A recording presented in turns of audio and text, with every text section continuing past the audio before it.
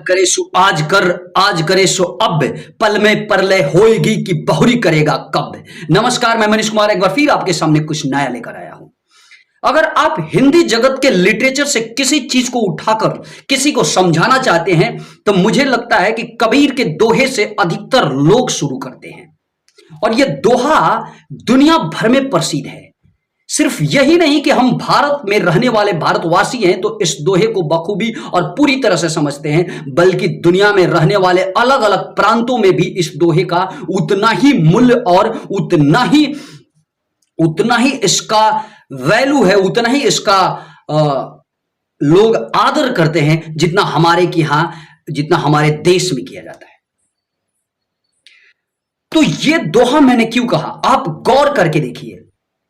मैं इस दोहा को इसलिए बोला ताकि आपको समझ में आए कि जिस काम को आप कल करना चाहते हैं, किसी भी तरह से अगर टाइम हो तो आज ही कर लीजिए। अगर आज ही करना है तो फिर देर किस बात की, अभी ही कर लीजिए। क्योंकि क्या पता, अभी तो ठीक है लेकिन कब क्या हो जाए, कब प्रलय आ जाए, कब क्या आपके साथ हो जाए, क्या अनहोनी हो जाए, कोई नहीं जानता। तो दोस्त, इस दोहा में बहुत कुछ है सीखने के लिए। और ये दोहा कहने के पीछे एक राज ये भी है कि मैं आपको आज बताना चाहता हूं कि अगर आप एक अच्छा इंसान बनना चाहते हैं तो आप समय के साथ चलना सीख लीजिए। क्योंकि जब आप समय के साथ नहीं चलेंगे तो एक बहुत मशहूर कोट है कि जब आप समय के साथ नहीं चलेंगे, समय का दुरुपयोग करेंगे, तो याद रखिएगा एक दिन समय आपके साथ भी खिलवाड़ करेगा और वो भी आपको दुरुपयोग करेगा। यानी कि सबसे बड़ा बलवान समय है। जब हम समय के साथ चलेंगे तो हमारे रास्ते में आने वाले कठिनाइयां पूरी तरह से धीरे धीरे सॉल्व होती जाएंगी। लेकिन जब हम समय के साथ खिलवाड़ करेंगे तो एक दिन ऐसा समय आ जाता है कि समय हमारे साथ खिलवाड़ करता है। इसलिए हमें कभी ऐसा नहीं सोचना चाहिए कि आज ठीक है तो आज मस्ती कर लेते हैं, कल खराब हो जाएंगे, कल अस्वस्थ हो जाएंगे तो थोड़ा सा देखा जाएगा। ऐसा कभी मत कीजिए। अगर कुछ बनना चाहते हैं तो अपने समय का उपयोग करने की कोशिश कीजिए। दोस्त, आप गौर करके देखिए, आपके देश या दुनिया में जितने भी अच्छे अच्छे लोग हैं उन्होंने समय के साथ चलना सीखा और समय को उपयोग किया। आज इसलिए वो समय के साथ चलते हैं और वो आज दुनिया में एक हस्ती बनकर जी रहे हैं।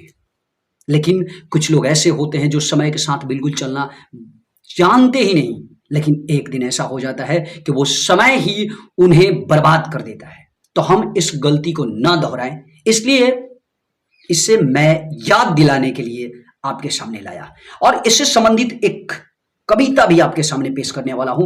यह कविता अगर आप नहीं पढ़े हैं तो आज पढ़ लीजिए। अगर आसपास में अगर आप लिरिक्स वगैरह कहीं से भी इसका इकट्ठा कर सकते हैं तो आप कहीं से भी इस कविता को उपलब्ध करके पढ़ने की कोशिश कीजिए। चाहे आप नेट पे पढ़ें या आपके आसपास कोई अगर बुक स्टॉल हो तो उससे खरीद करके या कहीं से भी उपलब्ध करके ये पढ़ें। छोटी सी कविता, इसका नाम है समय का महत्व। शुरू करता हूं यह कविता, ध्यान से सुनिएगा। समय बहुत ही मूल्यवान है, व्यर्थ कभी मत खोना। चला गया तो समय लौट कर कभी नहीं फिर आता। सदा समय को खोने वाला मलमल हाथ पछताता। जिसने इसे ना माना उसको समय सदा ठुकराता। लाख यत्न करने पर भी फिर हाथ न उसके आता। हो जाता है एक घड़ी के लिए जन्म भर रोना। समय बहुत ही मूल्यवान है, व्यर्थ कभी मत खोना। दूसरा स्टेंजा है, धन खो जाता श्रम करने से फिर मनुष्य है पाता। स्वास्थ्य बिगड़ जाने पर उपचारों से है बन जाता। विद्या खो जाती फिर पढ़ने से आ जाती, लेकिन खो जाने से मिलती नहीं समय की थाती। जीवन भर भटको छानो दुनिया का कोना कोना। समय बहुत ही मूल्यवान है दोस्त, व्यर्थ कभी मत खोना।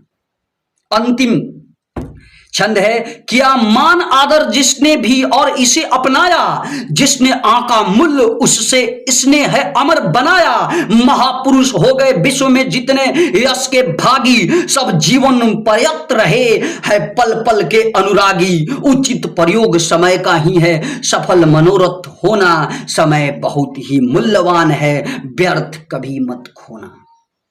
कितना खूबसूरत ये कविता है। इस छोटी सी कविता से हमें बहुत कुछ सीखने को मिलती है। अगर आप चाहते हैं कि आप समय को ना बर्बाद करें तो आज से इस बात पर ध्यान देना शुरू कर दीजिए दोस्त, क्योंकि अगर आप एक अच्छा इंसान बनना चाहते हैं तो समय के साथ चलना होगा। बस आज के लिए इतना ही। एक बार फिर आपके सामने कुछ नया लेकर जरूर आऊंगा। मुझे दीजिए इजाजत। जय हिंद, नमस्कार।